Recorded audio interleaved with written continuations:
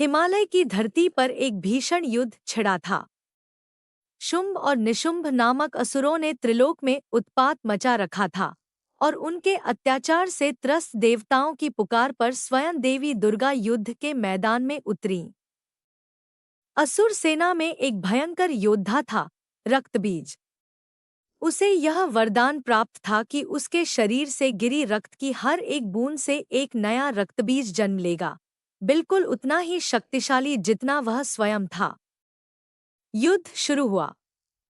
दुर्गा ने जैसे ही रक्तबीज पर प्रहार किया, उसके घावों से रक्त की बूंदें धरती पर गिरने लगी।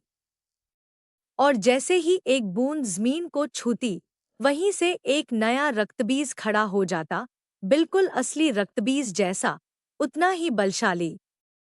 देखते ही देखते युद्धभूमि सैकड़ों रक्तबीजों से भर गई। हर प्रहार, हर वार समस्या को और बढ़ा रहा था। जितना उसे मारा जाता, उतने ही नए शत्रु जन्म ले लेते। देवी दुर्गा ने समझ लिया, यह चक्र सामान्य शक्ति से नहीं टूट सकता।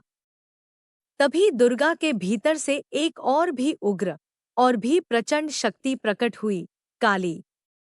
घने काले केश, रौद्र नेत्र और असीम क्रोध से भरा यह स्वरूप युद्धभूमि में उतरा। काली ने अपनी विशाल जिह्वा फैला दी और रक्तबीज पर प्रहार करते हुए हर गिरती हुई रक्तबूंद को जमीन तक पहुंचने से पहले ही अपने मुख में समेट लिया। एक भी बूंद अब धरती को नहीं छू पाई और इस तरह नए रक्तबीजों का जन्म रुक गया। अंततः काली ने रक्तबीज पर अंतिम प्रहार किया और इस बार वह सदा के लिए समाप्त हो गया। कोई नया रूप नहीं जन्मा। युद्ध समाप्त हुआ, विजय काली की हुई। पर विजय के बाद भी काली का क्रोध शांत नहीं हुआ। उनकी उग्र शक्ति युद्धभूमि में तांडव करती रही और सृष्टि पर संकट मंडराने लगा। तब स्वयं भगवान शिव आगे बढ़े और काली के मार्ग में लेट गए।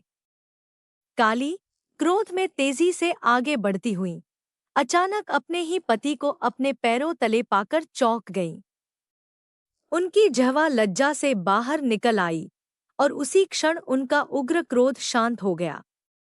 यही है माँ काली, 10 महाविद्याओं में प्रथम, वह शक्ति जो असीम विनाश को भी नियंत्रित कर सकती है और जिनका क्रोध केवल शिव के चरणों में ही शांति पाता है। वे सिखाती हैं कि सबसे भयंकर शक्ति भी सही समय पर सही जगह रुकना जानती है।